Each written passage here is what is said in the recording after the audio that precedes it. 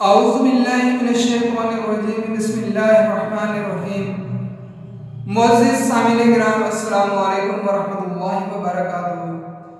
سامعین کرام، جب حضرت امام حسین رضی اللہ تعالیٰ عنہ کی شہادت کا وقت آیا، جب آپ نے میدان جنگ میں جانے کا ارادہ کیا تو آپ کے پیارے بیٹے جناب سیدنا زین العابدین سید الساجدین بیماری اور کمزوری کے باوجود نیزہ اٹھا کر امام حسین رضی اللہ تعالیٰ عنہ کی خدمت میں حاضر ہوئے۔ ابا حضور، آپ کے جانے سے پہلے مجھے راہ حق میں شہید ہونے کی اجازت دیجیے۔ میرے جیتے جی آپ شہید نہیں ہو سکتے، میں ایسا نہیں ہونے دوں گا۔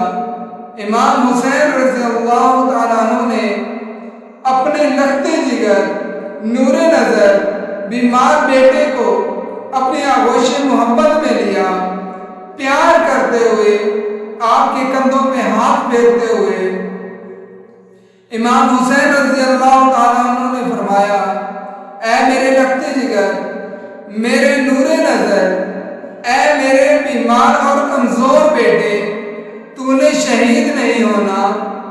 قاسم شہید ہو گئے، علی اکبر شہید ہو گئے، دنیا سے چلے گئے، تمام عزیز و اقارب جو ہمارے ہمراہ تھے ایک ایک کر کے راہ حق میں نثار ہوتے گئے، اپنے اپنے سر کٹاتے گئے۔ بیٹے، میں تمہیں جام شہادت پینے کی ہرگز اجازت نہیں دوں گا، اس لیے کہ اگر تو بھی شہید ہو گیا تو پھر خواتین اہل بیت کا کوئی محرم نہیں رہے گا۔ بیٹا، اگر میں تجھے بھی شہادت کا جام پینے کی اجازت دے دیتا ہوں تو پھر میری ان بچوں کو حفاظت کے ساتھ مدینے کون پہنچائے گا؟ ان کی دیکھ بھال کون کرے گا؟ بیٹے، تو نے شہید نہیں ہونا، تو نے میری بچوں کا خیال رکھنا ہے، ان کی فکر کرنی ہے، ان کی دیکھ بھال کرنی ہے، ان کو باحفاظت مدینے پہنچانا ہے، میرے نانے کے حوالے کرنا ہے۔ تمہیں اللہ تعالیٰ اتنا اجر دے گا، اتنی جزا دے گا کہ تمہیں اللہ تعالیٰ شہیدوں سے بھی زیادہ اجر عطا فرمائے گا۔ بیٹے، اگر تم بھی شہید ہو گئے تو میری نسل کیسے چلے گی؟ میرا خون آگے کیسے چلے گا؟ پھر سید السادات کا سلسلہ آگے کیسے جائے گا؟ پھر نانا اور بابا علی کی جو امانتیں ہیں وہ کس کے سپرد کی جائیں گی؟ اے میرے بیٹے زین العابدین، میں میدان کربلا میں جا رہا ہوں، پتہ نہیں واپس آؤں گا یا نہیں، پر بیٹے میں تمہیں جاتے جاتے 4 نصیحتیں دے کے جاتا ہوں، سونے کی تختی پہ لکھنے والی 4 نصیحتیں دے کے جاتا ہوں۔ بابا کی یہ 4 نصیحتیں کبھی بھی نہ بھولنا اگر دنیا و آخرت میں کامیاب ہونا چاہتے ہو۔ بیٹے نے کہا، ابا حضور، وہ 4 نصیحتیں کون کون سی ہیں؟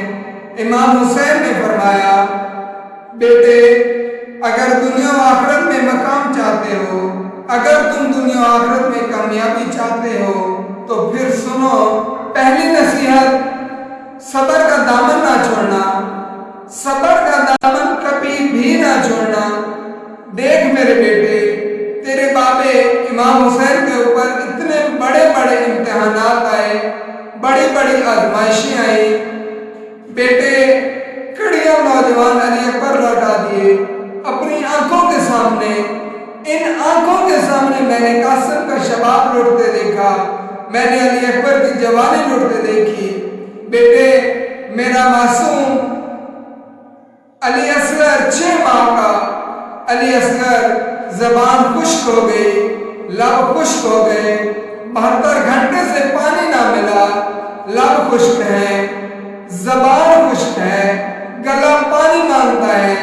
جب میں علی اصغر کو یزیدیوں کے پاس لے کر گیا، کہا میرے علی اصغر کی خشک زبان پانی مانگ رہی ہے، خدا را 6 ماہ کے بچے علی اصغر کو 1 گھونٹ پانی کر دے دو، بدلے میں تم سے وعدہ کرتا ہوں قیامت کے دن تمہیں حوض کوثر کا جام پلاؤں گا۔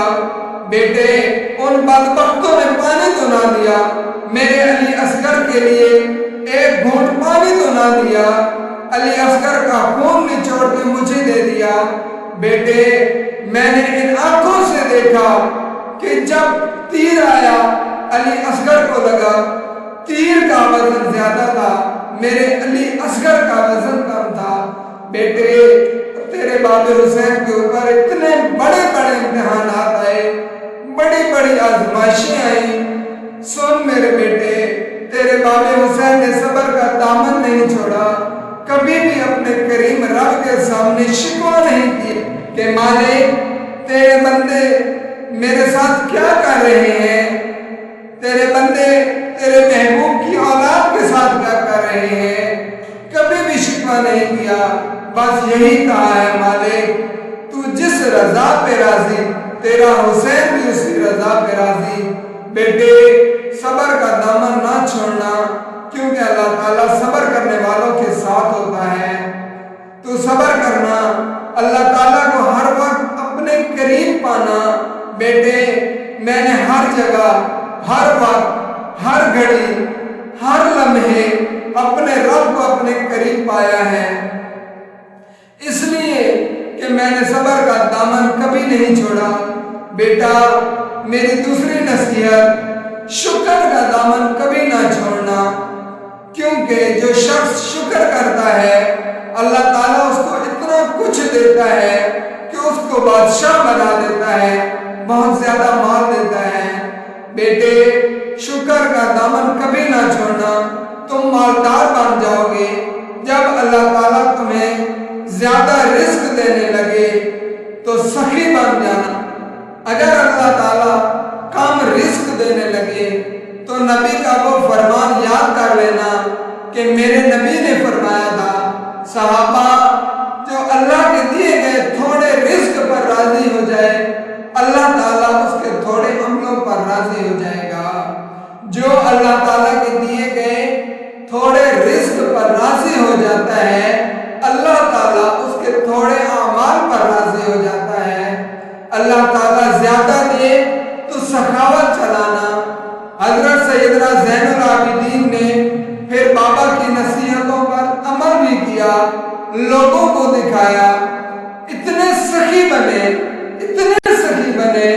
کہ حضرت زین العابدین کا جب انتقال ہوا تو لوگوں نے آپ کے کندھوں پر نشانات دیکھے، رسال نے آپ کے کندھوں پر نشانات دیکھے، حالانکہ آپ نے بڑی شاہانہ زندگی گزاری، پھر یہ نشان کہاں سے آ گئے یہ تو بعد میں پتہ چلا کہ امام زین العابدین نے 100 غریبوں کے گھر کا خرچ اٹھا رکھا تھا۔ آپ اپنے کندھوں پر بوریاں اٹھاتے اور غریبوں کے گھر پھینک آتے، یہ ان بوریوں کے نشانات تھے۔ فرمایا بیٹے میری تیسری نصیحت، قرآن کا دامن نہیں چھوڑنا ہے۔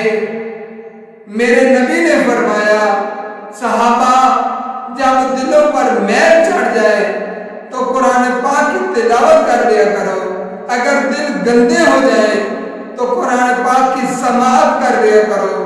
صحابہ تم کہتے ہو نا برتنوں تک ہاتھ پہنچ جاتا ہے، دلوں تک ہاتھ نہیں پہنچتا، دل کیسے صاف کریں؟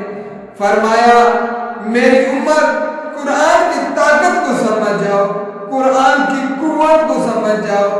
فرمایا جس جگہ مومن کا ہاتھ نہ پہنچے وہاں میں محمد کا قرآن پہنچ جاتا ہے۔ قرآن کا دامن کبھی نہ چھوڑنا۔ فرمایا چوتھی نصیحت، بیٹے نماز کا دامن کبھی نہ چھوڑنا۔ ہائے نماز کا دامن کبھی بھی نہ چھوڑنا۔ چوتھی نصیحت بیٹے کو کرتے ہی میدان جنگ میں چلے گئے۔ ہائے نماز کا دامن تو خود اتنی مضبوطی سے پکڑ رکھا تھا، اتنی مضبوطی سے پکڑ رکھا تھا کہ آگے دشمن ہیں، پیچھے دشمن ہیں، دائیں دشمن ہیں، بائیں دشمن ہیں، تلواریں چل رہی ہیں، اوپر دشمن ہی دشمن ہے۔ جب نماز کا وقت ہوا تو امام نے تلوار پھینک دی، اے حسین ابن علی، آگے بھی دشمن ہے، پیچھے بھی دشمن ہے، دائیں بھی دشمن ہے، بائیں بھی دشمن ہے، جان کا خطرہ ہے، تلوار چلنی چاہیے تھی، تلوار کیوں روکی؟ فرمایا چپ کر، نماز اس سے بھی زیادہ اہم ہے، نماز اس سے بھی زیادہ اہم ہے۔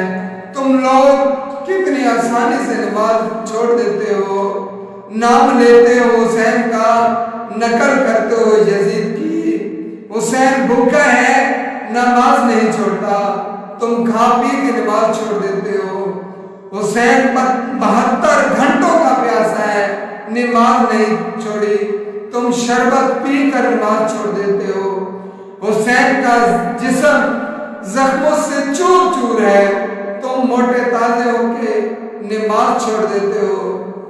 سامعین کرام، اللہ رب العزت ہمیں شہدائے کربلا کے بتائے ہوئے طریقوں، اپنے پیارے نبی صلی اللہ علیہ وسلم کے بتائے ہوئے طریقوں پر چلنے کی توفیق عطا فرمائے۔